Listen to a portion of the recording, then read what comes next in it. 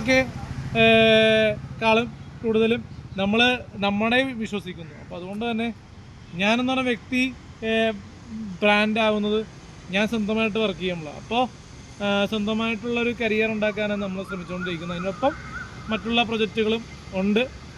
അടുത്ത വർഷം ആദ്യവാരം സിനിമാക്കാരൻ ഗിരി എന്ന് പറഞ്ഞൊരു തിയേറ്ററുകൾ മൂവി വരുന്നുണ്ട്. പിന്നെ